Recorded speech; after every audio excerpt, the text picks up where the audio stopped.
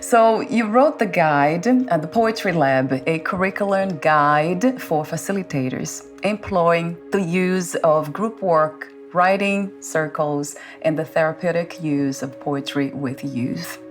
Talk to me for a moment about why did you structure the guide the way you did? I love the graphics. It's fun to look at it, and I love the space to express ourselves. So it's just beautifully designed. So talk to me for a moment about that, and also the main purpose of your work, which you will say that again. Yeah, so I initiated the Poetry Lab in 2004, actually, in the St. Paul Public Schools. I was a school social worker at the time and was working with middle school and high school age students who were in special education programs because they had significant behavioral challenges while at school.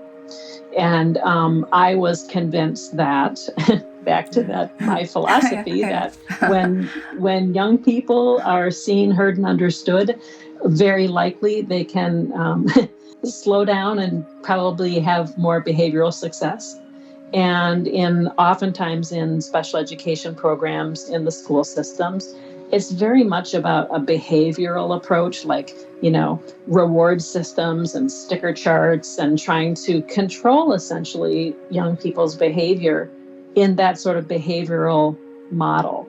And I think and thought that if we gave kids a safe container called a group or a writing circle, and if we gave kids guided writing prompts that had some meaning, and if we gave kids a space where they could tell their stories, learn about themselves and learn about each other, very likely their behaviors would improve. And in fact, that's what happened.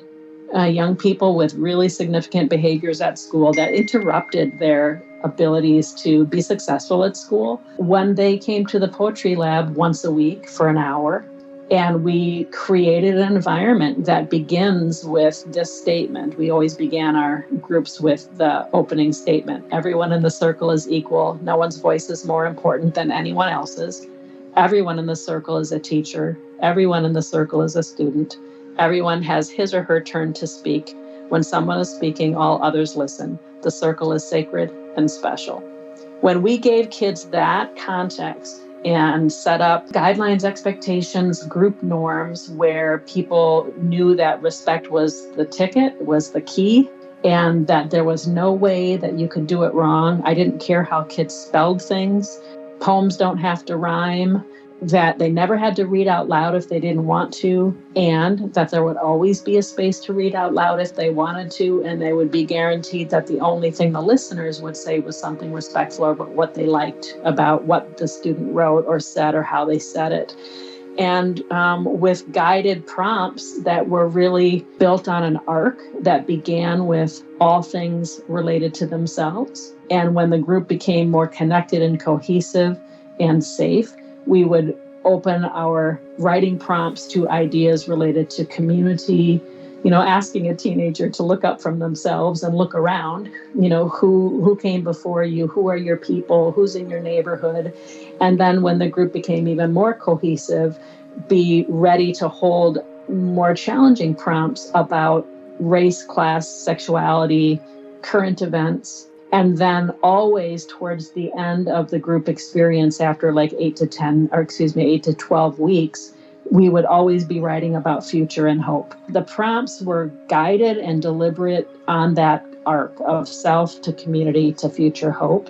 What kids would write, what kids would share, what kids would learn about one another was just powerful. So I started that program in 2004, and I ran it in 3 iterations in St. Paul schools for 9 years. And it lived 2 years beyond me, and then the school district cut the funding.